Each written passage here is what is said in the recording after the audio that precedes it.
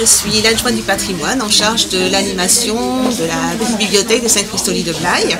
Donc nous avons à cœur, avec l'association qui gère aussi en partenariat avec la commune la bibliothèque, de promouvoir un petit peu la lecture publique et surtout de promouvoir les rencontres. Ce qui est important chez nous, c'est surtout l'échange autour du livre, autour de la culture tout simplement. C'est pour ça que nous organisons une fois par trimestre environ une rencontre avec un auteur qui vient à la rencontre de ses lecteurs et qui a lieu lors d'un petit déjeuner littéraire qui permet donc d'échanger avec l'auteur. Nous proposons aussi des animations autour de thèmes philosophiques avec un philosophe qui vient une fois par trimestre rencontrer et animer une discussion autour d'un sujet philosophique. Voilà. On propose aussi dans les semaines nationales comme la semaine du goût par exemple, là on va avoir prochainement une petite rencontre autour du thé, avec une dégustation de thé, avec une association locale qui se nomme Autour de la théière, qui va nous proposer une dégustation de thé et de saveurs sucrées-salées. Voilà ce qu'on peut proposer un petit peu à la bibliothèque de Saint-Christoly. Je suis auteure du témoignage La peine d'être vécu, édité par les Arènes cette année, en 2015. Et là, j'ai été invitée par la bibliothèque de Saint-Christoly de Blaye pour faire un petit déjeuner littéraire où je présente mon livre auprès de gens. Alors une partie l'auront lu, une partie ne l'auront pas lu. Et donc l'idée c'est de présenter un peu le livre, faire un résumé rapide et puis que ça soit l'occasion d'échanges entre nous. Alors tout commence avec la mort de mon petit frère. Donc il a 9 ans, il avait 9 ans, moi j'en avais 12. Et en fait il était atteint de la mucoviscidose. Et moi jamais j'aurais pensé qu'il allait mourir. Et à partir de là, je me sens comme amputée d'une partie de moi-même. Voilà, tout s'effondre autour de moi et la vie ne sera plus jamais comme avant. Dans ma famille, mes parents ils font comme ils peuvent pour gérer leur souffrance en silence. Et mon petit frère, on n'a plus le droit d'en parler. Et me retrouvant fille unique, toutes les attentes et les pressions familiales se reportent sur moi. Moi, depuis toujours, je rêve d'être artiste peintre, mais dans ma famille, ce n'est pas un métier. Et mon père, lui, est polytechnicien. Dans la famille, on est polytechnicien de père en fils depuis des générations. Et peut-être a-t-il reporté les espoirs qu'il avait sur son fils, sur moi. Lui me rêve en femme d'affaires brillante, le commerce, la base de tout. À 30 ans, j'ai répondu à tous les critères que voulaient mes parents et que nous inculque aussi la société. J'ai un mari bon vivant et attentionné. Je viens d'accoucher d'une petite fille qui est adorable et en parfaite santé. Et je travaille dans la production cinématographique. J'ai, comme on dit, tout pour être heureuse. Et pourtant, j'ai perdu le goût de vivre. J'ai l'impression depuis 30 ans de vivre une vie qui n'est pas la mienne.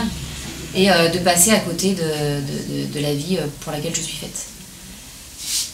En plus, 2 ans avant, je rencontre un professeur de peinture qui, le premier, croit en moi en tant qu'artiste, me prend au sérieux. Et il vient réveiller un vieux rêve que j'avais enfoui depuis des années. Mais la peur de l'échec, le manque de confiance en moi, la peur d'entraîner ma famille dans une vie de galère, m'empêche de tenter l'aventure de la peinture et en même temps impossible de continuer dans ma vie actuelle. Alors à un moment donné, je tente de tout concilier, le travail est devenu très compliqué parce que ma société a été rachetée par un gros groupe qui ne voit que par la rentabilité. J'essaye en parallèle de faire une formation artistique pour devenir professeur d'art plastique. Et j'ai ma petite fille qui a quelques mois et donc qui demande pas mal d'attention. Et très vite, ça fait trop pour moi. Je suis jamais là où il faut. Quand je suis au travail, je pense à ma fille. Quand je suis avec ma fille, je pense à ma formation. Et je me sens surmenée, paniquée. J'ai l'impression de ne pas arriver à tout concilier parce que mon problème, c'est que je n'arrive pas à faire de choix.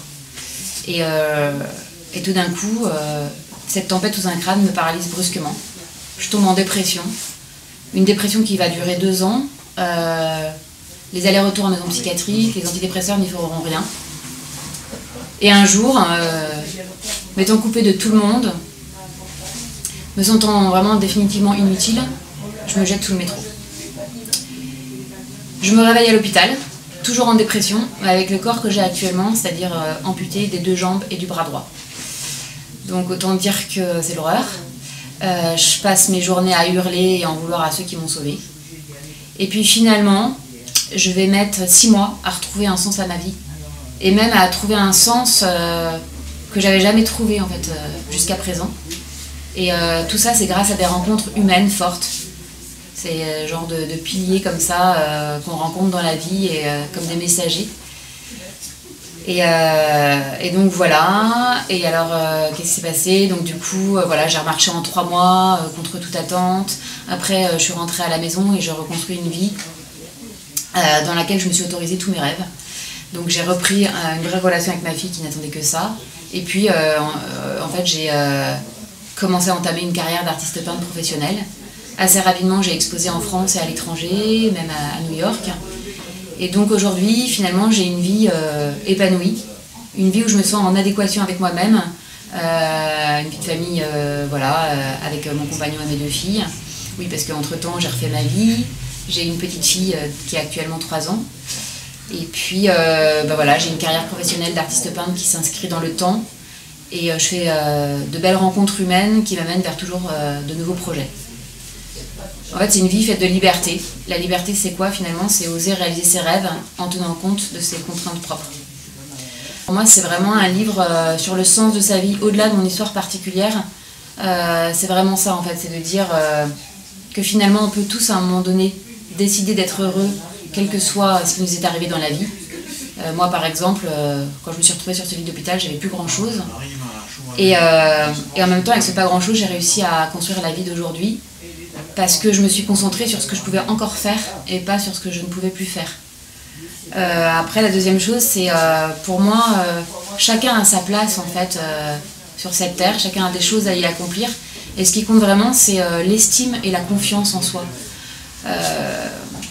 Si on a un projet vraiment qui nous tient à cœur, il ne faut pas hésiter finalement, il faut se faire confiance parce que quand on est vraiment à sa place, on trouve toujours l'énergie finalement pour arriver à faire ce qu'on a envie de faire. Donc ne faites pas comme moi, n'attendez pas que la vie décide pour vous. Et troisièmement, je dirais ce qui est important aussi, c'est tout ce qui est la transmission, le partage. C'est vrai que moi, mon parcours, je le souhaite à personne. Et en même temps, il y a une chose dont je peux être fière aujourd'hui, c'est ce que je transmets à mes filles. L'énergie, la combativité, la force, le respect, mais au-delà de tout ça, une immense joie de vivre. Et donc voilà, je dirais en conclusion, oui, la vie vaut la peine d'être vécue et partagée. Aujourd'hui, c'était assez intéressant. A priori, j'étais un petit peu angoissé au départ compte tenu du thème et de ce que j'avais pu en savoir. Mais c'est vraiment très intéressant. Ce qui émane le plus, c'était une volonté, une farouche volonté de faire. C'est probablement ce qui a été le départ du problème de l'auteur, qu'on ressent, c'est de ne pas pouvoir faire ce qui a amené, et ensuite c'est maintenant de continuer à faire, mais vraiment c'est très, très encourageant, humainement très intéressant. Je crois que c'est j'ai le plus ressenti.